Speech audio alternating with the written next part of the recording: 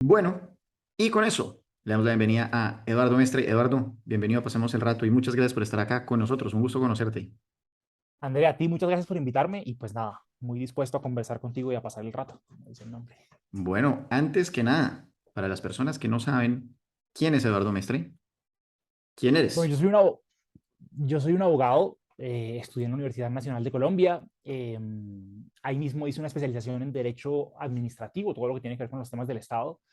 He sido una persona que le ha interesado mucho la política desde siempre, casi que desde niño, yo creo.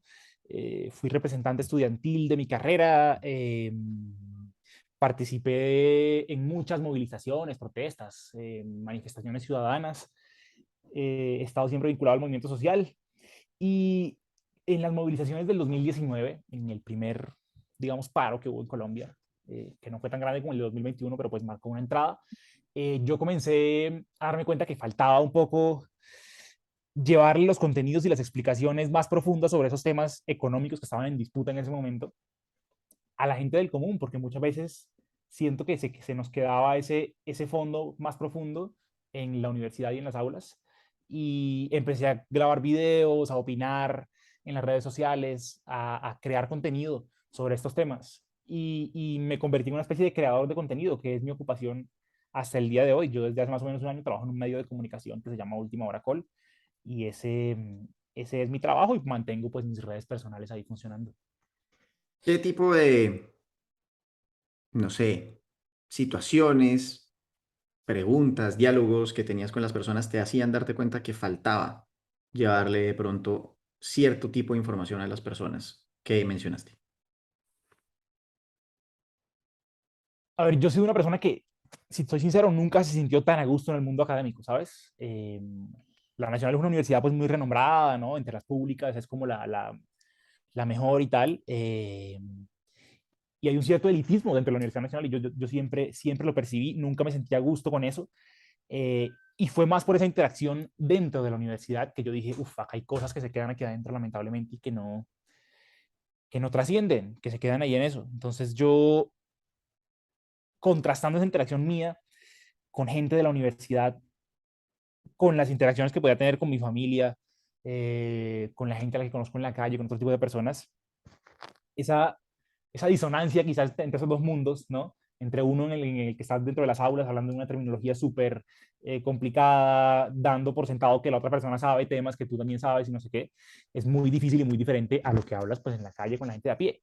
Entonces, esa disonancia a mí eso fue algo que siempre me inquietó. Yo, eh, en algún momento dije, bueno, yo no he sido una persona que sea muy fácil o muy buena para la dicción, para el habla, para estos temas, pero esa diferencia, esos dos mundos que a mí me parecía como tan injusto que hubiera cosas que la gente del común no tiene derecho a saber y que afectan su vida diaria y cotidiana, me parecía un tema pues que había que resolver y mi forma de contribuir a eso fue empezar a hacer unos videos muy explicativos, que es el tono que mantengo hasta hoy, como la explicación, la pedagogía de temas que son de coyuntura principalmente políticos.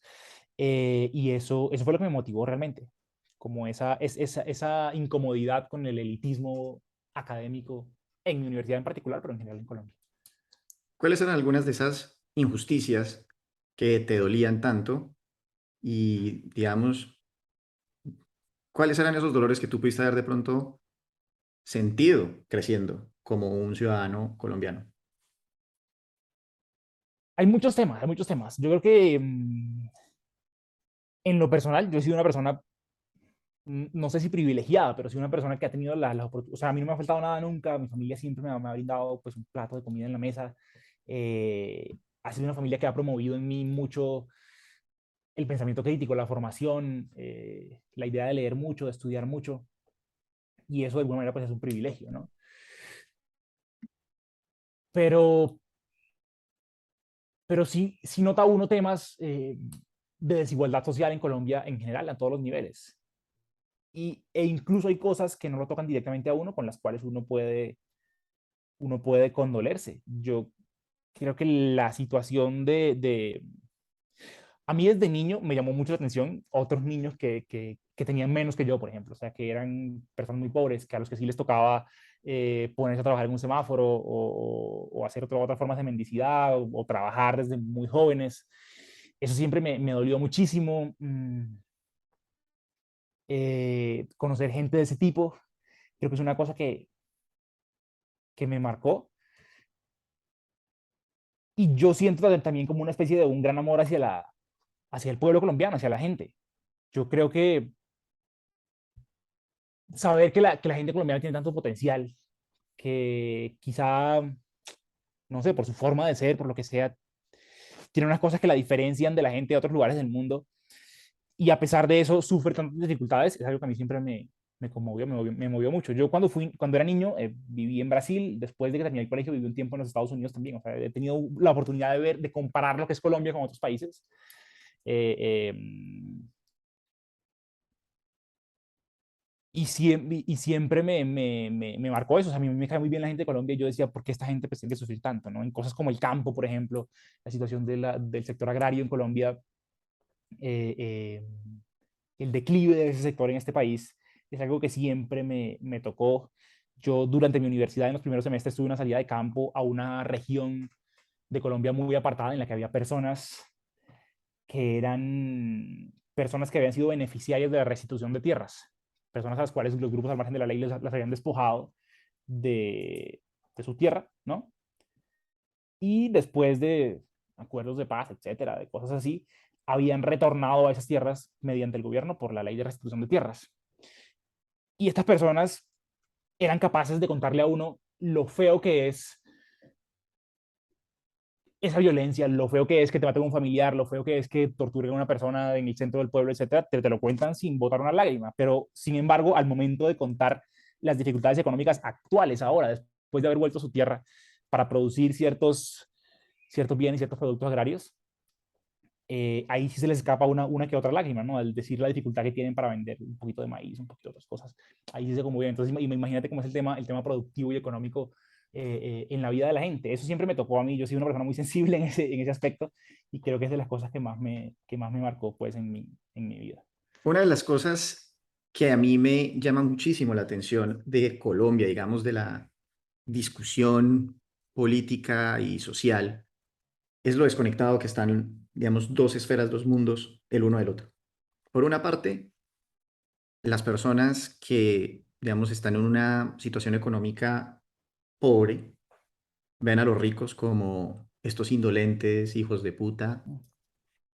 Y yo creo que hay muchos ricos que no son los indolentes hijos de puta, sino que son empresarios honestos, que quieren de verdad, que quieren mucho a Colombia, que quieren de verdad ver que el país se desarrolle, que muchas de esas personas, como tú estás diciendo, tengan también mejores oportunidades.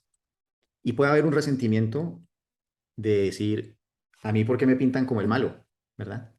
Por el otro lado, también entonces hay una desconexión de comentarios tipo, trabajen vagos, quieren todo regalado. Eh, y yo siento, o bueno, yo creo, tengo la convicción de que en la medida en que nosotros podamos empezar a acabar con esas dos, eh, esos clichés, ¿verdad? Esos estereotipos que se crean y que son tan dañinos, y empiecen a crearse unos diálogos en verdad de ver cuál es la posición del uno y cuál es la posición del otro, y dejar de ver que no son unos villanos, sino que todos son colombianos, y que se den cuenta cuáles son los problemas que tienen que ser solucionados, en ese momento Colombia va a salir para adelante. Todo este soliloquio y esta idea para decir que me gustaría que en este momento, tú que has podido hablar con las personas menos privilegiadas de nuestro país, nos saques de la burbuja. A mí voy a decir un poco menos porque yo ya he tenido algo de contacto, pero de todas maneras no me puedo alcanzar a imaginar ni puedo presumir de que he visto pues lo peor. Entonces, sácanos un poco de la burbuja de cuáles son esas diferencias por las que la gente está tan brava o ha estado tan brava en Colombia y en otros países de Latinoamérica, eh, para que salgan a marchar, para que salgan y de pronto crean en demagogos que les prometen de todo y de los que después todos los ciudadanos nos lamentamos que hayan sido escogidos. Sí. A lo que me dijiste antes, yo le añadí otra cosa, y es que más allá de que eso sea necesario, de que romper esa frontera y esa barrera entre colombianos sea muy importante, yo creo que es una condición sine qua non para que el país salga adelante, para que en algún momento tengamos un proyecto de nación. Sin eso no es posible hacerlo. O sea, sin que se siente, sin que los trabajadores de Colombia encuentren una manera de forjar una causa común con el empresariado colombiano, no hay futuro para este país. O sea, no hay posibilidad de que resolvamos los problemas que tengamos. Esa división para mí, en ella radica buena parte del resto de los problemas, o la raíz del resto de los problemas. ¿Por qué? Yo creo que, o sea, el problema en Colombia no es de distribuir la riqueza. Y muchas veces, ya vamos a hablar de eso, ¿no? Pero muchas veces la situación de la vida de la gente la lleva a creer eso, ¿no? O sea, la gente que es de estrato cero en Colombia, lamentablemente la situación tan difícil de su vida y la imposibilidad de acercarse, como hablábamos, a todo este tema de teorías y demás sobre la realidad y sobre la economía, la empuja a pensar que el de estrato uno ya es un privilegiado y que puede ser su enemigo, ¿no? Y lo mismo así de ahí para arriba y así sucesivamente, ¿no? Y el problema en Colombia no es de cómo distribuimos la riqueza en este momento. El problema en Colombia es de cómo la creamos, cómo la generamos. Y eso es muy importante entenderlo.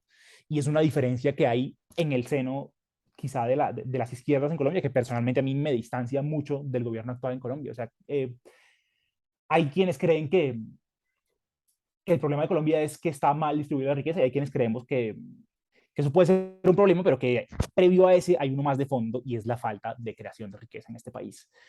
Y eso es clave, o sea, si, digamos, o sea, una diferencia que puede parecer tan pequeña en su diagnóstico te lleva a dos caminos totalmente distintos sobre qué es lo que hay que hacer en el país, ¿no? Entonces, eso es muy importante. Y sin esa cooperación, sin esa unidad entre clases sociales, entre sectores sociales, es muy difícil salir adelante. Y hay que trascender, porque incluso en el presidente actual tú ves manifestaciones en las que él dice, no, yo también estoy con el empresariado, también creo este tipo de cosas, no sé qué, pero en la práctica se queda muy corto al respecto, ¿no? Se queda muy corto al respecto. Entonces, esa división interna entre nosotros creo que nos vuelve muy vulnerables en un mundo globalizado como en el que estamos. O sea, lo que causa es que como país estemos muy rezagados respecto a otros países en los que sí se ha llegado a ese tipo de consensos y ese tipo de proyectos nacionales de desarrollo que combine y que tracen una línea justa entre hasta dónde llega el Estado y hasta dónde el mercado y que con base en eso se propongan salir adelante. Yo creo que eso es muy importante. Ahora, entre los factores que tú me dices, bueno, ¿qué es lo que saca a la gente a marchar? ¿Qué es lo que hace que la gente esté tan mal? Principalmente, en mi entender, es la desocupación. O sea, el hecho de que el sector productivo en Colombia está tan atrasado que hay una enorme cantidad de gente que no puede, André, pues ocuparse en algo, o sea, de conseguir un trabajo, digamos, como se dice pues en la jerga común. El nivel de desempleo y de empleo informal en Colombia son altísimos y hay un sector de la sociedad que padece con más dureza ese fenómeno y es la juventud. La juventud y también la juventud femenina, pero principalmente digamos que la juventud tiene unas tasas de desempleo que pueden llegar en algunos momentos a ser el doble de las del resto de la población. Eh, entonces es una gente que no puede ni, o sea, no tiene la oportunidad o los recursos de obtener una educación, no tiene la posibilidad de encontrar una forma para ganarse la vida y está profundamente frustrada. Y eso es terrible. Es terrible, es una tragedia humana y creo que ese es el factor principal que ha sacado a la gente a marchar. Se nota también entonces en el hecho de que en estas protestas el principal sector social ha sido pues la juventud.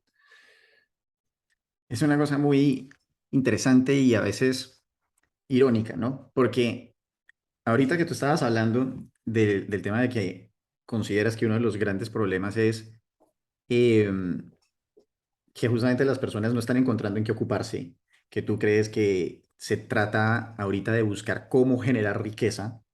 Yo me puedo imaginar ahí sí como diría un comediante colombiano con su personaje, ¿cómo así, huevón? ¿Estos manes quieren trabajar? ¿No que eran unos vagos? Y Sí, ¿cómo así? ¿Este man es de izquierda? ¿Verdad? sí, sí, Porque sí, sí, sí. ese es el, nuevamente, el estereotipo que hay. Es como, ustedes no quieren trabajar, ustedes no entienden que se quiere generar riqueza. Cuéntanos un poco por qué consideras que se debe crear riqueza. ¿A qué te refieres con crear riqueza versus lo que crees que está haciendo el gobierno actual? Digamos, yo creo que todavía no, a mí no me da todavía con 2 meses de gobierno, con en apenas 100 días para cumplir pronto, para decir, no, este gobierno definitivamente está haciéndolo mal en este aspecto, que es que está distribuyendo la riqueza.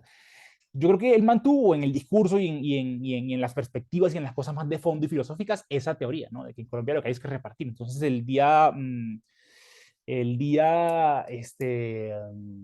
jueves, o sea, un día antes de que grabáramos esto, vimos un discurso del presidente en Caldono, Cauca, en el cual estaba una minga indígena, y es un discurso supremamente pues en contra de los ricos, que yo personalmente lamento. O sea, yo creo que en Colombia no hay que estar en esa tónica de decir pues que el rico es el enemigo.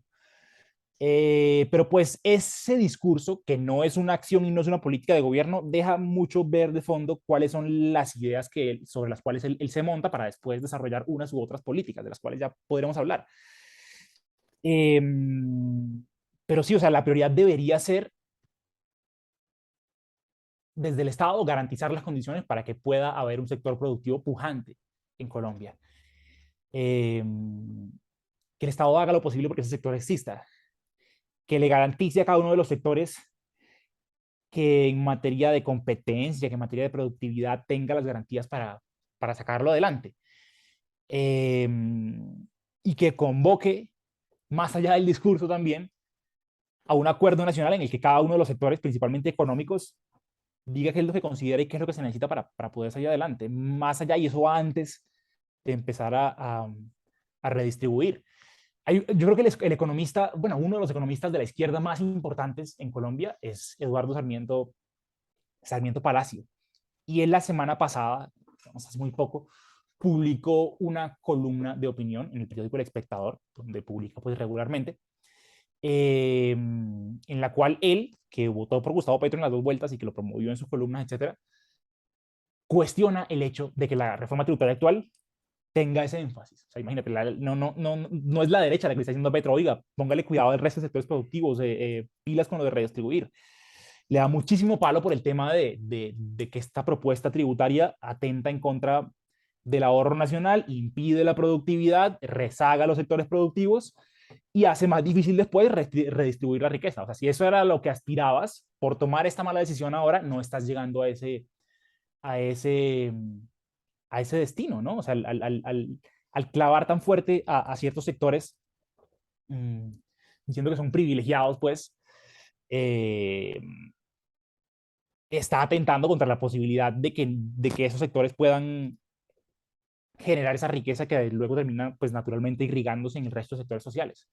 Entonces, esa crítica ya empieza a venir desde la misma izquierda. Entonces, creo que crear riqueza en Colombia, ¿qué es? Darle garantías a los sectores económicos para que tengan esa posibilidad. Yo creo que en el tema de comercio internacional eh, hay mucho por hacer. Hubo unas promesas que no necesariamente se van a cumplir, hubo unos consensos en el marco de la primera y la segunda vuelta entre todos los candidatos respecto a esa política, bueno, hacia el resto del mundo, sin cerrarnos y sin afectar, pues, la economía como funciona hoy. ¿Qué podemos hacer para darle garantías a los productores nacionales? Y creo que eso es muy importante desde el punto de vista económico, y es un énfasis que el presidente pues no ha puesto lamentablemente.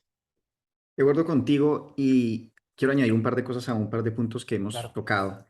El primero, siento que este gobierno se ha enfocado muchísimo como en unas propuestas reformistas muy estrambóticas y como en vamos a cambiar todo, ¿verdad? Y siento que a veces las soluciones, o más bien, más que siento, pienso que las soluciones en Colombia, como lo hemos dicho ya un poco más, son de temas educativos. Ahí hace poco salió, de hecho, un estudio que dice que un gran factor para reducir la desigualdad y la pobreza es que haya mayor contacto entre ricos y pobres. Que Ujú. exista la posibilidad de que puedan ser amigos, que exista la posibilidad de que puedan intercambiar ideas y que se cree de verdad una meritocracia. Y eso va nuevamente con lo que estábamos hablando al comienzo.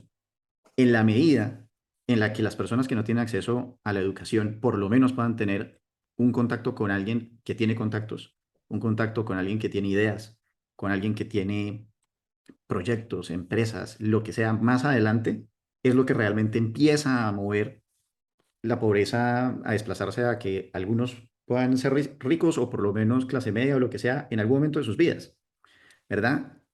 Y eso es totalmente diferente a este tema de vilificar, no sé si eso es una palabra, ahí estoy haciendo un poco de Spanglish, a los ricos y decir que hay que ir y llenarlos de impuestos y luego vamos y los redistribuimos entre todos y a todo el mundo le queda entonces un poquitico de algo, ¿verdad? Porque además, a fin de cuentas, el tema de la reforma tributaria, sí, de acuerdo, se necesita plata para hacer proyectos, pero se ha llegado a a un punto y lo pueden ver en que el tema no es de captar más dinero, el tema es de que no se lo roben, el tema es de que administren bien lo que hay y que haya también otras cosas, digamos, como dije, más académicas, más culturales, que ayuden a que todo el tejido social vuelva y digamos, se una, ¿verdad? No sé qué opines de eso. Estoy de acuerdo contigo en que ese contacto tiene que existir, o sea, en que esa brecha tiene que acabarse. Es que es lo que hablábamos antes. O sea, si no se acaba esa ruptura, incluso de convivencia entre dos clases sociales que si no trabajan juntas el país no sale adelante, pues no se puede sacar adelante al país. Y creo que el Estado puede hacer muchas cosas para romper esa barrera y debería estar haciéndolo, ¿no? ¿Qué Desde el crees punto de vista que podrían cultural y desde el hacer? punto de vista de la convivencia. Yo creo que hay que las inversiones en temas educativos, por ejemplo, me parece que en experiencias de otros países son maneras en las cuales uno puede llevar a personas que por su, ¿cómo decirlo? Por su extracción, digamos, por de dónde vienen, no tienen ese contacto con otras personas. En Brasil ocurrió ese fenómeno, o sea, en Brasil, eh, en los gobiernos de la primera década del milenio, hubo una gran inmersión de personas que venían de las favelas, de los lugares más apartados de Brasil, etcétera, en importantes universidades, en cosas, ¿sí me explico? O sea, llevándolos a entornos en los cuales antes pertenecían únicamente a gente que no viene de donde ellos vienen, ¿cierto? Y esa política, esa decisión del Estado y esa voluntad de llevarlos allá o sea, tiene un calado en lo económico. Ese asunto cultural, como tú lo decías, va cambiando un poco la cosa económica. Y eso me parece muy importante. Y sí, romper con esos prejuicios, con esas barreras, porque sin eso no, sin eso es muy difícil sacar la cosa adelante. Ya que ahora estás hablando de Brasil, justamente el próximo 30 de octubre se define quién va a ser el próximo presidente de Brasil. Porque estas elecciones son relevantes no solamente para Colombia, sino para el mundo. Es un país que, pues bueno, en su momento llegó a ser la sexta economía del mundo. Es un país muy importante, muy relevante. Y hay varios factores. Es un país que quizá ha estado siempre oscilando entre estar o no estar, digamos, en la esfera de influencia del resto del hemisferio, que es la de Estados Unidos. Y eso, digamos que con el gobierno actual, que es el de Bolsonaro, creo que se resignificó, pero se mantuvo. O sea, este gobernante, que fue un gobernante, digamos, de derecha en lo ideológico con respecto a los anteriores, tuvo, sin embargo, muchas diferencias con los gobiernos estadounidenses, sobre todo con este último de Joe Biden, y recientemente pues tuvo grandes disputas y muy verbalizadas y muy sonadas, ¿no? Y tiene un tema importante que es la Amazonía, ¿no? Es el país que tiene una mayor porción de esa región del mundo que es tan importante y tan clave. Entonces, durante el gobierno de Jair Bolsonaro hubo una cosa y es que este personaje quizá no tomó una serie de medidas que había que tomar respecto a la Amazonía. Él permitió mucho o fue muy laxo en sus políticas respecto a la deforestación, o ese es el análisis, digamos, eh, eh, que podría tener un análisis internacional sobre ese tema. Y al fallar en eso, siento yo, y esto ya es un análisis mío, que él debilitó la posición de Brasil histórica en la cual ha tenido una defensa muy férrea de la soberanía sobre ese territorio. Entonces dio pie con esas malas políticas para impedir la deforestación y con esos incendios enormes que escandalizaron al mundo de las noticias, eh, dio un cierto espacio para que otros países como Francia, que a través de la Guyana Francesa tiene presencia también en la región, revivieran un fantasma que ha existido en torno a la Amazonía desde que se acabó la Guerra Fría. Y es el fantasma de como una coadministración mundial o de otros países respecto a esa región, que pues vulnera la posibilidad de que esos países puedan, de que los países que tenemos presencia en esa región, que somos Perú, Colombia, Bolivia, Brasil, Guyana, Surinam, eh, tengamos como esa soberanía, esa posibilidad de decir, bueno, qué es lo que se va a hacer acá y qué es lo que no se va a hacer, ¿no? ¿Quién es el que manda acá en esta región, que es el reservorio de biodiversidad más grande del planeta, ¿no? Entonces él abrió el espacio otra vez para que esos grandes poderes pusieran ahí como el ojo, ¿no? Le legitimó esa intención que han tenido siempre de hacer alguna presencia, lógicamente, como todo en el mundo de las relaciones internacionales, pues guiados por sus propios intereses. Eh, y lamentablemente eso fue lo que ocurrió. Yo siento que entre Lula y Bolsonaro, sin embargo, no es tan marcado esto. O sea, creo que estos dos candidatos lamentablemente tienen muchas similitudes en un trasfondo más allá de la ideología, de los colores de sus banderas, de la cosa ideológica, del tema de las guerras culturales y todo eso, tienen lamentablemente algunas similitudes. O sea, en Brasil también hay un fenómeno y es que existe un sector político a lo que ellos llaman el centrão, como el centro grande, el centro, ¿sí? Y ese centrão, pues es, todas las legislaturas, es la fuerza política compuesta por varios partidos que tienen mayor representatividad en el Congreso. Y ese centrão, pues con decirle a alguien que gobernaron junto con Lula y también después gobernaron con Bolsonaro, pues ya se pueden hacer una idea de cuál es su criterio ideológico. No tienen ninguno y son una gente que depende únicamente de temas de corrupción y de temas de politiquería grandísimos, sobre todo en la parte más regional y más descentralizada de Brasil. Ambos han estado al servicio esto que pasó. Incluso el propio Lula, que en la época de Dilma Rousseff, que lo sucedió, le llamaba golpista a el que fue seleccionado por ellos mismos como su candidato vicepresidencial, que era Michel Temer, ¿no? De ese centrão, ¿no? Para ganárselo y para reelegir, para continuar el proyecto de Lula con el apoyo de esas fuerzas políticas nefastas. Eh, pues repitió esa fórmula actualmente poniendo como su fórmula vicepresidencial a Michel Temer, que es una persona que fue contendor político toda la vida de Luis Ignacio Lula da Silva, que pertenece a ese centro politiquero que existe en Brasil, eh, y que gobernó y que gobierna actualmente todavía con Jair Bolsonaro. Entonces, no es muy claro que hayan diferencias muy profundas en lo que va a ser la política brasileña. Creo que va a seguir cooptada por esos sectores, lamentablemente. Pero en cuanto a la Amazonía, sí hay opiniones diferentes. O sea, creo que durante gobierno de Lula hubo cosas que se hicieron bien respecto a la Amazonía. Y que pues lo de Bolsonaro sí fue una degradación en ese sentido. Pues es que quiero que nos enfoquemos en el tema de la deforestación en la Amazonía porque Uh -huh. es un tema que nos toca a todos los seres humanos de este planeta, ¿verdad? O sea, Brasil tiene el 60% de la Amazonía, es el pulmón del mundo, como lo han tildado en varias ocasiones, es uno de los grandes, digamos, frenos y no son detractores realmente, pero sí, frenos contra el cambio climático. Y en la medida en la que se vaya deforestando, pues obviamente todos vamos a estar jodidos. Y yo puedo entender que, por ejemplo, Emmanuel Macron vaya y le diga a Bolsonaro, oiga, si quiere yo le pongo plata y vaya y plante árboles, haga lo que sea, pero cuide ese pulmón porque al fin de cuentas, pues, si bien Francia no es dueña de la Amazonía, sus ciudadanos y Emmanuel Macron también va a necesitar oxígeno para respirar. Entonces, eso nos trae un poco una situación que ha pasado en Colombia que es relativamente similar. Entiendo que los Estados Unidos le donaron hace poco 12 helicópteros Black Hawk a el Estado colombiano para vigilar la Amazonía.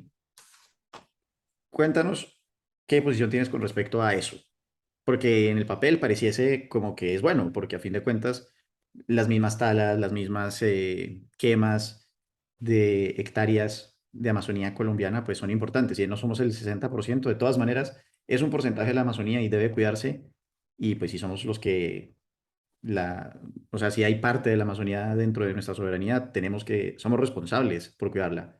¿Qué opinas de esta situación? Yo tengo una posición muy crítica respecto a esa propuesta bien temprana del gobierno de Gustavo Petro en sus palabras, generar una fuerza militar en conjunto con los Estados Unidos destinada, dice él, a cuidar la Amazonía, o más bien con esa coartada, con esa excusa, pues tener esa presencia militar norteamericana en el país. Yo tengo posiciones muy fuertes al respecto y demás, pero creo que incluso con las posiciones que el mismo presidente y sus ministros han presentado previamente, se puede contrarrestar este tema. O sea, lo primero que hay que saber sobre la Amazonía es que el tema de la deforestación es muy grave, eso es una realidad. Eso es una realidad. Hay que detenerlo y el hecho de detenerlo, en el caso colombiano, André, es la mayor contribución que puede hacer Colombia a la lucha contra el cambio climático, ¿cierto? O sea, es equivocado lo que este mismo gobierno plantea de que suspender la exploración de hidrocarburos, de que cambiar la matriz energética interna nuestra, aún a perjuicio sí, o a costo de sacrificar grandes posibilidades en el sector productivo, es el camino para contribuir a la lucha contra el cambio climático, porque la contaminación de Colombia relativa en el mundo pues está por debajo del 0%, está como por debajo del 0,5% incluso. Entonces, nuestro aporte a la contaminación del mundo no es muy grande, pero frenando la deforestación sí contribuimos de gran manera. Y eso es muy importante. Ahora, el enfoque de traer a las autoridades norteamericanas a ese combate está cegado o más bien guiado por una idea incorrecta sobre la deforestación en la Amazonía y en general en Colombia. Y es la idea de que la deforestación en Colombia está impulsada principalmente por el narcotráfico. El narcotráfico y el cultivo de hoja de coca es uno de los factores importantes en la deforestación en Colombia. Pero desde el punto de vista de las cifras, está clarísimo que no es el factor principal de ninguna manera. O sea, si tú miras desde el 1990, por ejemplo, hasta hoy, año a año, qué tanto se ha deforestado, pues te vas a encontrar con que son algo más de 250.000 hectáreas cada año, ¿no? Deforestadas en Colombia en general, no hablemos de la Amazonía en particular. Y tú miras también en promedio qué tanto han aumentado año a año los cultivos ilícitos en Colombia, y el número de hectáreas que aumenta anualmente, pues no supera los 20.000. Entonces, imagínate, o sea, o sea, si todo el nuevo espacio que se destina a cultivar coca fuera, pues aún así no se explicaría el tema de la deforestación, ¿cierto? Entonces, hay algo más de fondo, y es que hay un fenómeno, y es que el negocio con la tierra en Colombia no es el negocio o sea, la coca es uno de los negocios, etcétera, pero tampoco lo es la ganadería ni la ampliación de la frontera agrícola, sino la misma especulación con los precios de la tierra. Hay lugares de Colombia en los que los precios de los terrenos en 10 años se te valorizan en un 3000%. Entonces es un gran negocio, y lo que ocurre con la deforestación es que la gente, pues, eh, al deforestar, al quemar un bosque, ese bosque deja de ser objeto de protección y puede pasar a ser tuyo, ¿cierto? Entonces, o sea, antes o no era de nadie o era de todos porque había que conservarlo, porque era un bosque y era un ecosistema que tenía razón y sentido protegerlo. Después de que está quemado, pues no ocurre eso. Entonces tú amplías el espacio de lo que puede ser tu propiedad. Y hay de un lado, pues gente pobre que quizá guiada por la necesidad deforesta para tener acceso a la tierra, y hay también gente malintencionada que se apropia de estos terrenos que son baldíos, que son de todos, que si en algún momento se asignaran, pues tendrían que asignarse a la gente más pobre, y amplía también con eso su propiedad. Entonces, ese es el fenómeno principal. Ahora, ¿cómo se enfrenta ese fenómeno? Digamos que desde el gobierno de Duque surgió un enfoque, y es el enfoque, pues, de centrarse mucho en enmarcar la lucha contra la deforestación dentro de la lucha contra las drogas. Y la lucha contra las drogas se libra pues, con armas, con fuego. Y Duque sacó adelante una propuesta, un proyecto, que es una coordinación entre el Ministerio de Ambiente y las Fuerzas Armadas, que se llama Operación Artemisa, que consiste en combatir la deforestación con el ejército, básicamente. Y eso fue muy criticado por muchos sectores en el país, porque terminaba afectando a las comunidades y no terminaba cumpliendo el resultado que tenía que cumplir, que era frenar la deforestación. O sea, no lograba lo que quería lograr, y sí lograba una cosa negativa sobre las comunidades, al punto de que una vez designada como ministra de Ambiente, la actual ministra de Ambiente, Susana Muhammad, dijo: ese enfoque se va a acabar en nuestro gobierno. No vamos a dar la lucha ambiental a través de lo militar. Eh,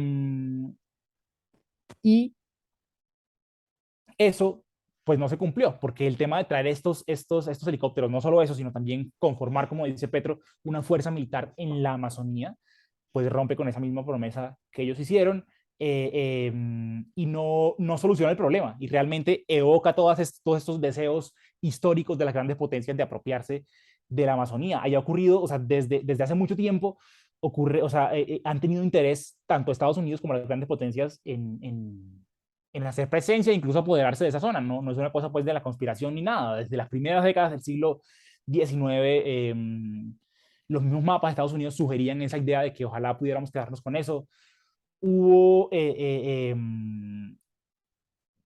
una teoría que Estados Unidos difundió entre su población, y es que el Mississippi seguía por debajo de la tierra y continuaba y salía en el Amazonas, y eso le daba a los estadounidenses una cierta soberanía y una cierta posibilidad de aparecerse ahí. Hubo proyectos muy conocidos durante la Guerra Fría, en la época de la confrontación con los soviéticos, como el Amazonian Great Lakes Project, a principios de los 70, donde instituciones de Estados Unidos tenían la propuesta elaborada con la cual podían tomarse eso. Si tú miras incluso en las fuerzas militares estadounidenses, uno de los escenarios más importantes de confrontación que ellos en su estrategia formulan año a año siempre es el de una intervención militar extranjera en la Amazonía. Hay informes de la inteligencia, etcétera. Y después de la Guerra Fría eso cambió un poco. O sea, más bien el interés de las grandes potencias, una vez, y de Estados Unidos principalmente, una vez se acabó esa confrontación con los soviéticos, fue más de, digamos, uy, pilas, o sea, acá hay que cuidar esta zona y eso nos pertenece un poco a todos. Los brasileños no pueden solos con eso, ¿no? Son pueblos un poco atrasados para cuidarlo y más bien déjenos meter la mano ahí. Entonces, eso evoca toda esa trayectoria un poco lamentable sobre lo que ha sido la soberanía sobre la Amazonia. Entonces, hubo un analista internacional que se llama Mauricio Jaramillo, que hace poco escribió un texto, él es una persona de izquierda, y dijo, no, la propuesta de Petro es buena y los que se oponen a esa propuesta son una izquierda que tiene una visión arcaica de la soberanía y son una izquierda que se parece a lo que se parece a Bolsonaro, ¿no? Básicamente nos dijo a lo de los que estamos en contra de eso que somos una izquierda bolsonarista, cuando el mismo Gustavo Petro al presentar el proyecto dijo que esa idea del Comando Sur de Estados Unidos ya venía esbozada de Estados Unidos, y en efecto las autoridades estuvieron recientemente al principio del año en los organismos de observación de la Amazonía y llegaron a esa idea y a ese acuerdo con el gobierno de Bolsonaro. Entonces, más bien es todo lo contrario, ¿no? Y o sea que de alguna manera hay un miedo de tu parte y de personas Mm, que piensan similar a que Estados Unidos pueda hacer algo como lo que ha hecho en Irak o en otros países con petróleo, pero con la Amazonía. O sea, tipo, vamos, decimos que, vaya a hacerme acá una telenovela, ¿no? No me gusta este comunista que pusieron de presidente, vamos a sacarlo porque es un tirano y entonces vienen y empiezan a bombardear Colombia y todo en nombre de la Amazonía, algo así por el estilo. yo creo que no tanto, ¿sabes? Yo creo que es más una cosa, o sea, digamos, lo que pasó en Irak y en Afganistán y en lugares como esos es una forma muy directa de ejercer esa hegemonía de Estados Unidos sobre otros países, que es la forma directamente pues militar, ¿no? A través de una intervención y de la presencia y del dominio. Pero hay otras formas más sutiles. Como tú bien lo decías, el papel más importante de la Amazonía hoy en día es como sumidero de carbono, ¿cierto? Es el lugar del mundo que compensa todo lo que el resto de la humanidad hace en otros lugares, generando muchísimo carbono, eh, que pues afecta el medio ambiente y afecta nuestro futuro como humanidad. Detrás de ese papel como sumidero también hay un rol económico muy importante que tú conoces, que es, por ejemplo, el de los bonos de carbono, ¿no? De la posibilidad de que las grandes Ujú. empresas eh, deduzcan parte de sus impuestos, digámoslo, tal cual, Ujú. en sus países a cambio de hacer actividades que permitan una protección de ese tema de la Amazonía, los reservorios de agua, no en la Amazonía colombiana, pero sí más hacia el occidente. Hay reservas de litio en terrenos que corresponden a la Amazonía. O sea, hay cosas de ese tipo, pero creo que el tema estratégico, principalmente con el agua y con la presencia en ese lugar, es más importante que decir, no, no es que nos van a invadir y se van a meter acá y van a poner su bandera, eso no tanto, pero sí más como la cosa estratégica y económica, ¿no? Puede ser, digamos, Yo, indeseable. yo siempre tengo un dilema con respecto al Ujú, medio ambiente. Yo he sido una persona que desde chiquito le encantan los animales, le encanta la naturaleza, etcétera. Eh, en mi familia hemos estado metidos en proyectos de energía renovable, yo he invertido en un par, etcétera. Y es una cosa que conozco desde hace bastante tiempo. Y yo he pasado por todas las etapas, ¿no? Y hay una etapa en la cual uno realmente cree que haciendo una transición energética todo va a estar bien, ¿no? Un poco lo que lo que hemos visto que es la posición del gobierno ahorita, que me parece muy bien intencionada, pero me parece un poco ingenua, que es la de vamos a acabar el petróleo, vamos a acabar el carbón y vamos a llenar esta vaina de molinos eólicos y paneles solares y ya todo está bien, ¿verdad? Y luego uno empieza a ver y aterrizar las cosas en la realidad y se da cuenta, por ejemplo, que afirmaciones como en Colombia somos inmensamente ricos porque somos uno de los países más biodiversos que hay y tenemos Amazonía, etcétera, etcétera. Ahorita mencionabas, por ejemplo, coltan y este tipo de minerales que pueden estar allá en la Amazonía. Es, eso es contradictorio. Si uno protege o sea, si uno considera que uno es rico porque tiene la Amazonía, significa que uno no puede tocar la Amazonía y que esos minerales se van a tener que quedar allá hundidos por siempre. Muchos de esos minerales que de hecho se necesitan para poder hacer los cableados y las cosas que necesitan los molinos eólicos y los paneles solares que van a reemplazar el petróleo. Entonces, fíjense, por ejemplo, que si dejamos de producir petróleo, necesitamos utilizar energía y utilizar recursos que contaminan para poder sacar un molino nuevo que es el que va a reemplazar ese petróleo. Y, o sea, lo que puede producir,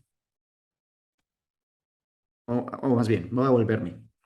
Tengo acá unas cifras que dicen que en el mundo el petróleo crea, dame un segundito, el petróleo mundialmente crea 51.170 teravatios por hora de la energía, o sea, corresponden al petróleo.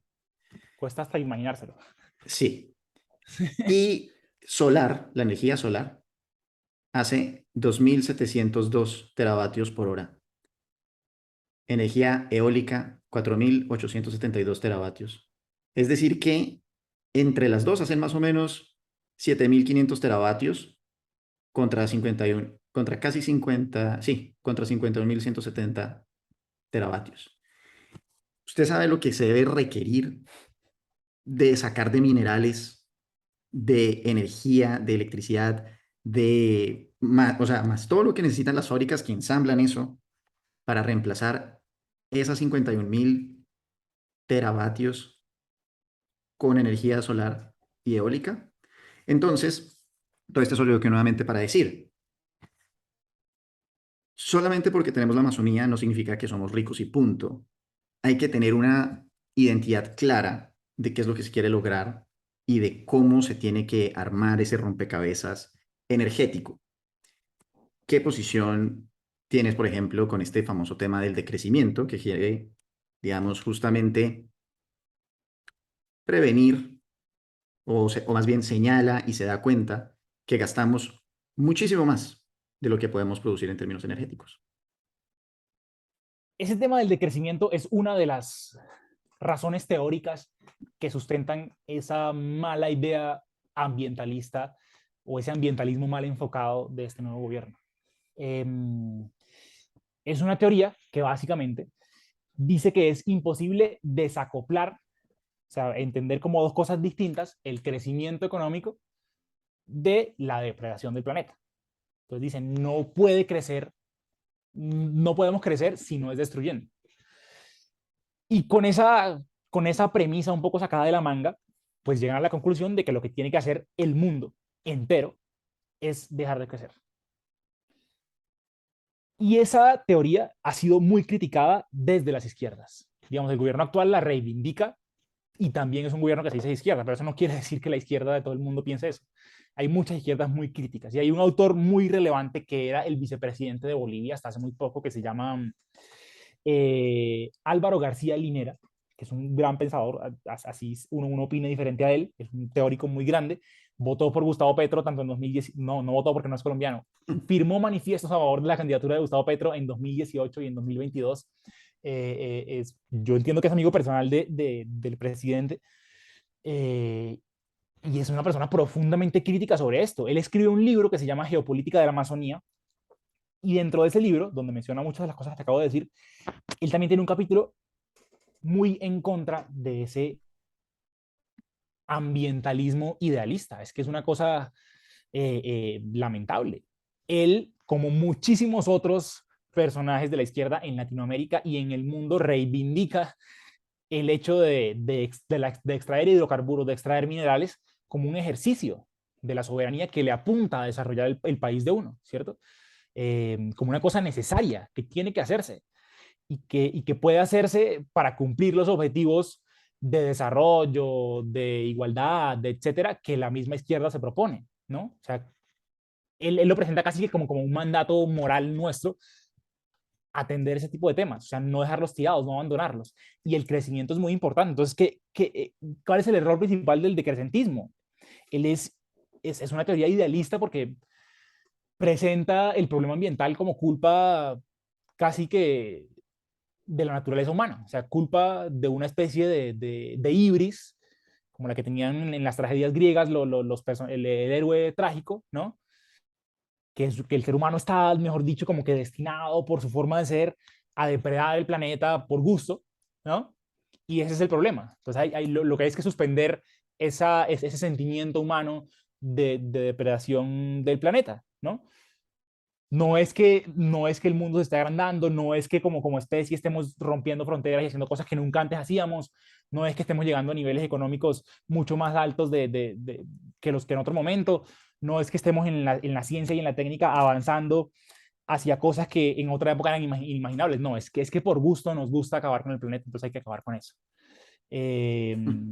Y pues no, o sea, el crecimiento es una cosa diferente a de pronto algún carácter irracional que pueda tener ese crecimiento, ¿cierto? Dentro de ese crecimiento, si es totalmente ausente el Estado, ¿no? Y si nunca mete la mano para frenar ciertas cosas o para controlar, pues habrá irracionalidad y habrá derroche y habrá cosas negativas que afecten al planeta. Mm, pero lo que hay que cambiar es esos aspectos negativos y esos fenómenos negativos que han surgido en la senda del crecimiento, pero jamás frenarlo. Eso es una cosa que va en contra de toda Pues la es humanidad. que un excelente ejemplo de decrecimiento involuntario es la pandemia del Sí, COVID-19, porque exacto. precisamente lo que sucedió fue un decrecimiento, fue literalmente vamos a frenar todo, vamos a meter aquí, frenar en seco Ujú. y vayan y miren, búsquense la vida, ¿verdad? Y creo que a muchas personas nos fue bastante mal con el tema del COVID-19 Claro. en nuestras empresas, en nuestros trabajos. Había personas que estaban perfectamente empleadas, eran buenos en lo que hacían, y igual tuvieron que despedirlos. Luego les tocó ir y vender tapabocas porque no saben qué más hacer. Y eso es lo que realmente significa un decrecimiento. Ahora, que yo esté acá abogando por decir que hay que seguir al ritmo que estamos, no lo estoy haciendo. Y honestamente creo que un ambientalista responsable en este momento no tiene una respuesta con respecto a cómo se combate el cambio climático. Y eso es lo que yo me refería antes con el tema de ingenuidad ambiental. Exacto. Cuando uno entra realmente en profundidad a ver qué es lo que está pasando en el medio ambiente y cómo se para el cambio climático, van a encontrarse que en cada salida siempre va a haber un pero.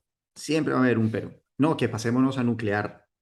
Nuclear es solamente electricidad. Entonces, si usted quiere tanquear o cambiar toda su tropa vehicular, tiene que Un tener montón. estaciones de energía eléctrica que cambien todas las que son de petróleo. eh, en fin, y nuevamente tienen que ir y producir quién sabe cuántos miles de carros y de buses y de medios de transporte, pasarlos de gasolina a eléctricos. Y eso nuevamente significa haber sacado unos minerales para hacer esos nuevos vehículos y entonces Exacto. estamos contaminando, ¿verdad? Todo esto que estoy diciendo, vuelvo y digo, no es una solución, sé que solamente le estoy mandando más problemas, pero es para que sigamos acá un poco debatiendo qué tan plausibles, qué tan acertado está haciendo el gobierno colombiano en su enfoque en su enfoque de la agenda ambientalista. De 1 a 10, ¿cuánto le pones tú a lo que has ido notando que están planteando? No, yo los rajaría, yo los pondría, pues, ¿con qué se pierde? Con 5 se pierde, yo les pondría el 5 porque es que así como existe la buena intención que tú mencionaste, pues este tema de la ingenuidad hace que todo se arruine. Es que tú decías las cifras, ¿no? De cuánto en volumen de energía se requeriría con las alternativas para reemplazar las tradicionales. Pero así como las cifras son contundentes, también contundente es la realidad que está viviendo Europa en este momento, ¿no? Como un continente entero puede estar en la cuerda floja por temas energéticos. Es ¿Cómo que no son esa, fiables Dime. es que esa es donde creo que debería estar realmente el debate. en el tema de que hay un gasto energético muy, muy importante que los seres humanos creemos que tenemos cómo suplir y que podemos seguir a este estilo de vida y no existe una salida de verdad propia para que todo el mundo lo pueda hacer. Piénselo de esta manera. Es como, acá nuevamente hablando de cifras, en Estados Unidos, el americano promedio consume 6 veces más energía que en un país no desarrollado, ¿verdad? Esto significa que si todo el mundo viviera en los estándares norteamericanos, necesitaríamos 5 planetas Tierras para poder vivir a ese ritmo. Es lo mismo que si ustedes se ganan 1 millón de pesos al mes y están viviendo o gastando a razón de 6 millones de pesos en su tarjeta de crédito. Al final del año, al final de esos 12 meses, va a estar en déficit exponencial de 6. Entonces, nuevamente, sí tiene sentido hacer un decrecimiento, pero si se hace eso, van a existir unas consecuencias económicas que vuelven y nos llevan al primer punto, que es, ¿y la gente pobre de qué va a vivir? ¿De qué va a trabajar? La gente de la clase media que trabaja se queda sin trabajo, ¿de qué va a vivir? ¿De qué va a trabajar? Esto no es simplemente ir, como dije, soplar y hacer parques De ser muy de molinos grandes. eólicos. Yo creo que hay un caso, hay argumentos morales para mantenerse dentro del mundo de la explotación y la exploración de hidrocarburos, principalmente en países como el nuestro, que son aún en vías de desarrollo.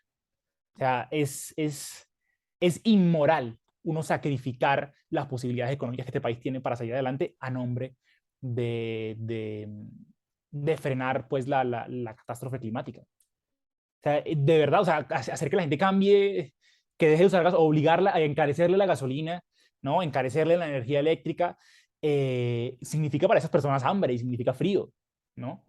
Y eso es una realidad. O sea, moralmente es muy cierto que hay que tener un compromiso con el planeta, pero hay cosas incluso aún más palpables y más próximas que pueden ser impactos más fuertes en contra de la gente por tomar esas malas decisiones. Yo creo realmente eso. O sea, creo que, fíjate, o sea, la crítica, como otra vez volviendo, de la izquierda hacia ese tema del decrecimiento, dice, bueno, este capitalismo en esta etapa avanzado y descontrolado nos puede llevar, como tú bien lo decías, a momentos de decrecimiento por las crisis económicas, por las crisis ambientales, por no sé qué, ¿es cierto? Pero eso no quiere decir que eso sea deseable. O sea, si me explico, o sea, es diferente, o sea, es diferente. O sea, hay cosas que resolver antes que ese tema sin dejarlo a un lado, con consideraciones propias, bien pensadas sobre cómo cuidarnos y cómo proteger nuestro entorno y nuestro lugar de vida, pero la cosa moral de que la gente no aguante hambre también tiene una relevancia muy importante. ¿Dónde crees que se han equivocado los gobiernos de derecha que tienen, digamos, esta visión un poco más robusta en cuanto a lo económico, ¿verdad? Que la Ujú. parte que yo le pondría de utópica de los gobiernos de izquierda. ¿Dónde crees que se equivocan para que la gente diga, no, hay que cambiar a estos tipos? ¿Pero te Y no es refieres a lo solamente, ambiental o en general? no en general, a eso iba, ajá. En, en general, ok, no solamente lo ambiental, sí. Yo creo que es una realidad que Colombia ha estado gobernada 100 años por una clase política muy cerrada, o sea, por una gente que pertenece a las mismas familias, por una gente que pertenece a los mismos sectores económicos.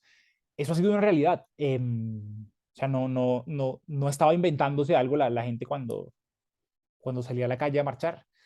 Eh, a ver, si me preguntas cuál sería su principal falla, yo creo que ha sido carecer de un sentido de proyecto nacional, carecer de una idea de país, de un proyecto de nación.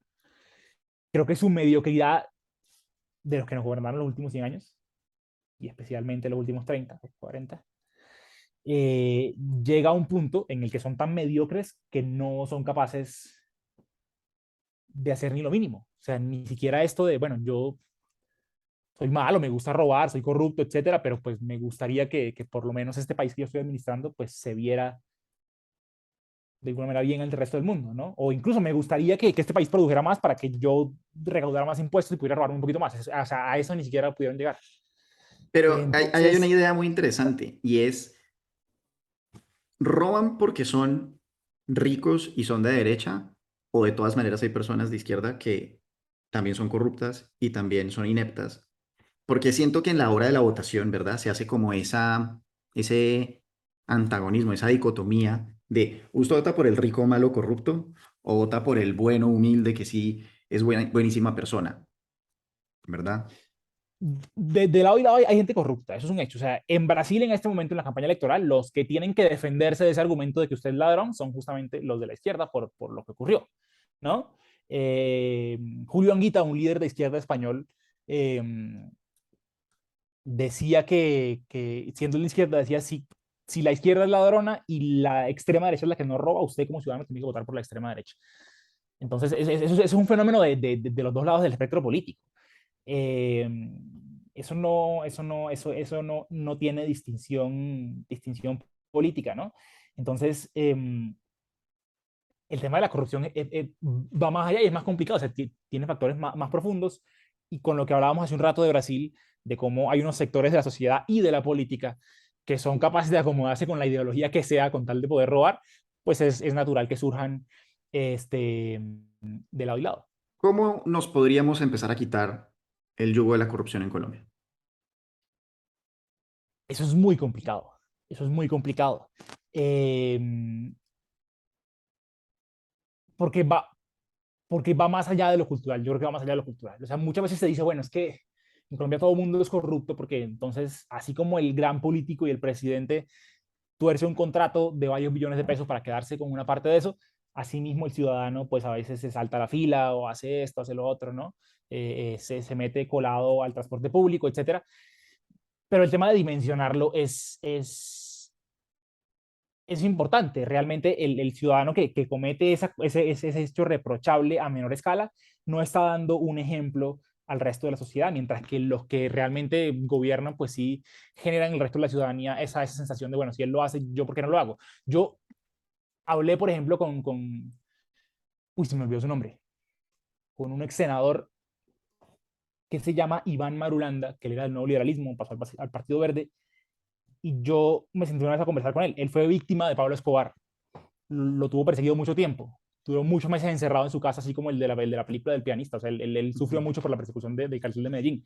Yo le dije, senador, nosotros en el derecho nos enseñan que, en todo caso, pues por más terrible que sea la persona, el crimen siempre tiene unos factores sociales. ¿Usted cree que en el caso de esa figura tan nefasta para la historia de Colombia como Escobar hubo un factor social?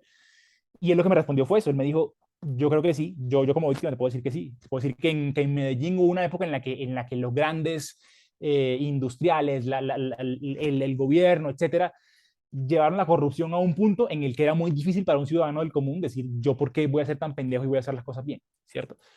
Entonces hay matices, ¿no? Hay matices, pero el tema de la corrupción sí requiere es cambiar a las personas y fuerzas políticas que han sido corruptas. Gustavo Petro no cambió eso, él está gobernando con el Partido Liberal, con el Conservador, con la U, que han sido responsables de grandes escándalos de corrupción en el ¿Por qué pasado, no y puedo él cambiar no, eso si él es el él no cambio? rompió. Dime, bueno, esa es una gran pregunta, ¿no? ¿Por qué no pudo cambiar eso si él es el cambio? Y ahí volveríamos a la pregunta que me hiciste antes, o sea, ¿qué hizo que la gente votara por él eh, como alternativa frente a los otros? Pues habrá, habrá muchos factores. Y él argumentará, como lo hizo en ese evento de ayer en Caloto, Cauca, ¿no? Que él está, mejor dicho, luchando como con una especie de estado profundo que es inevitablemente corrupto y que él no puede cambiarlo y que él le toca, mejor dicho, que gobernar con el enemigo interno y sentarse a su lado. Eh, pero realmente lo que uno no nota en él es esa voluntad política de una ruptura real con esa gente. Porque él cuando se alía con ellos no lo hace con cinismo, él lo justifica, él lo justifica, él dice que estos partidos liberales, él dice que el conservador es un gran partido porque ahí estuvo Álvaro Gómez hace fue 1000 años y que su ideología es defender la paz y que siempre han sido un pensamiento social, y dice que los liberales pues que los actuales son herederos de los grandes pensadores liberales del siglo XX y que por eso son buenos, ¿no? Y que el partido de la U es el partido de la paz y que fue el partido de Santos y que es muy importante por eso. Él lo justifica, él no lo hace con sí mismo cuando llega a alianzas con estos sectores. Él no ha tomado esa decisión política, él prefiere no confrontar. Él es una persona, si me preguntas mi opinión, es una persona muy ególatra en ese sentido. Él prefiere tener un gobierno y una cierta gobernabilidad con esta gente que dar quizá la batalla en su contra, que le costaría muchísimo. O sea, sería muy difícil para él enfrentarse a estos sectores, eso nadie lo niega. ¿Qué ha Pero hecho? si no es enfrentándolos, no va a haber... Dime, Adelante. perdóname, ¿qué me preguntaste? No, no, adelante. Tranquilo. Ah, ok. Sí, no, eso, o sea, le ha faltado esa valentía, él no tiene esa voluntad de confrontar con esos sectores políticos. Ya en el discurso, como en cierto, como por su mismo carácter ególatra, se complica la gestión política, ¿no? Él apela al apoyo popular con ese argumento, diciendo, no, es que aquí dentro tenemos al enemigo, no sé qué, entonces ahí hay pilas, salgan a la calle a apoyarme en mi reforma y en mi presupuesto y en mi no sé qué, porque si no, estos mismos enemigos que yo tengo aquí adentro van a, van a controlar todo y van a hacer las cosas a pesar de que yo no quiera. ¿No? Él apela a eso con ese oportunismo de buscar un respaldo para su proyecto personal, pero en el fondo él no está combatiendo esas fuerzas políticas que realmente han sido las responsables de la corrupción. O sea, yo creo que la solución para la corrupción es votar por gente, no solo no votar por ellos, sino votar por gente que no esté dispuesta a transar con ellos. En resumen, pues. ¿En qué podemos estar equivocados? ¿Qué está haciendo el gobierno bien, por ejemplo? Yo creo que fue un error de los gobiernos anteriores haber suspendido las relaciones comerciales y económicas con Venezuela. Y creo que el hecho de que este gobierno lo retome es una cosa positiva. Yo no soy tan optimista como el gobierno. Eh, Siento que con esa reapertura hacia Venezuela no va a ser una cosa igual a lo que fue en el 2008, donde las cifras eran enormes del intercambio comercial entre Colombia y Venezuela. Estaba Venezuela en un buen momento económico, estaba el boom eh, petrolero todavía por ahí asomando cabeza. Eh, y siempre se toma como referencia ese año. Se dice, no, pues imagínense, podemos volver a hacer lo que éramos en ese momento. No es cierto, no es igual la economía venezolana en este momento, no es igual el tema monetario en Venezuela en este momento, o sea, la economía venezolana está dolarizada, pues de facto, y queda Colombia ahora con esta apertura de las relaciones comerciales con Venezuela en una especie pues de triángulo en su entorno de economías dolarizadas, que son Panamá, Ecuador y Venezuela de facto, ¿no? Y eso impide que haya cierto, o sea, que sea igual a como era antes. Eh, pero sí era un poco ilógico e irracional eso que hizo Iván Duque de cerrar la frontera. Yo veo cosas buenas sobre todo en ese aspecto, ¿no? En algunos, uno que otro asunto internacional, siento que está bien, pero es que yo soy una persona que cree mucho en los temas de fondo y en los temas o sea, qué es lo principal y qué es lo secundario. Y este tema económico, el mal enfoque me distancia a mí sustancialmente de este gobierno. Entonces creo que aunque se hagan cosas buenas en diferentes aspectos, y ahí las estaremos señalando y celebrando y aplaudiendo si hay que aplaudirlas, con ese mal enfoque económico, pues no tienen los efectos que deberían tener, no contribuyen tanto, no son tan buenas como deberían ser. Entonces sí me distancias un poco del gobierno actual. ¿Tú votaste por él? Yo no voté por Gustavo Petro, yo voté en blanco en la segunda vuelta y en la primera voté por Sergio Fajardo. Si hubiese un gobernante ideal para Colombia, ¿cómo sería ese gobernante ideal? Y no quiero un nombre, me refiero es más bien como a qué tipo de políticas adoptaría. Qué buena pregunta, excelente la pregunta. Yo creo que principalmente, como te mencionaba hace un rato, un gobernante que gobierne bien a Colombia tiene que llegar al gobierno con un proyecto nacional de desarrollo, con un plan que parta de un diagnóstico de la realidad y no de su querer, ¿no? No de ingenuidades, de, como hablábamos hace un rato, de idealismos, sino de la realidad económica de Colombia. Y que con base en esto, yo creo que lo que hay que hacer para desarrollar a Colombia son estas cosas, ¿cierto? Y ese desarrollo enfocado en la creación de riqueza, primero. Y con un plan, pues a largo plazo, ¿no? Además de ese plan, se requiere una capacidad más allá del deseo y más allá del discurso, como hablábamos al principio, de conciliar o reconciliar a las diferentes clases sociales en una causa común de ese desarrollo nacional. Entonces, eso se puede aterrizar de muchas maneras en cuanto a políticas, pero yo creo que el tema de romper, como decíamos, con la corrupción, de cambiar la forma en la que se hace el comercio internacional en Colombia, de asumir una postura de soberanía en las relaciones internacionales, son tres factores que yo creo que serían claves en un gobierno que de verdad fuera de cambio. ¿Cómo es ese tercer factor, el de la soberanía internacional? ¿A qué te Yo creo refieres? que el mundo, yo creo que el mundo está pasando por un momento, y tú, pues allá donde vives, quizá lo hayas visto, en el que está muy cuestionada y muy en declive esa hegemonía de los Estados Unidos en el mundo. Yo esta misma semana pues vi la visita, ¿no? Me olvidé su nombre, de su excelencia, su alteza el jeque Mohamed a Vladimir Putin en Rusia, ¿no? Sí, Y decían los analistas emiratíes propiamente que es una forma de demostrarle, o sea, más allá de decir que tienen alguna afinidad o algo así, que no es cierto, es una forma de mostrarle al mundo que ese país tiene la suficiente capacidad de dictarse su destino como para hacer algo distinto a lo que Estados Unidos quisiera que hicieran, ¿no?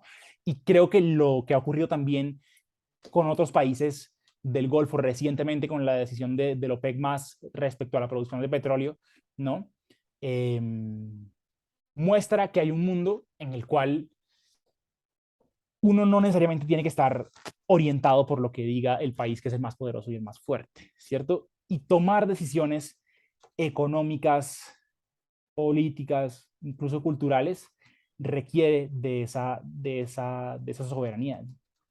Yo mmm, veo que en esos países que han tenido la voluntad de decir somos lo que somos y somos independientes y podemos tomar decisiones propias, es en donde uno ve más que hay posibilidad de futuro. O sea, yo miro lo que pasa en Emiratos, por ejemplo, y veo que hay gente, o sea, veo que no solo hay un gobierno, sino una gente que tiene muy claro qué son y para dónde van.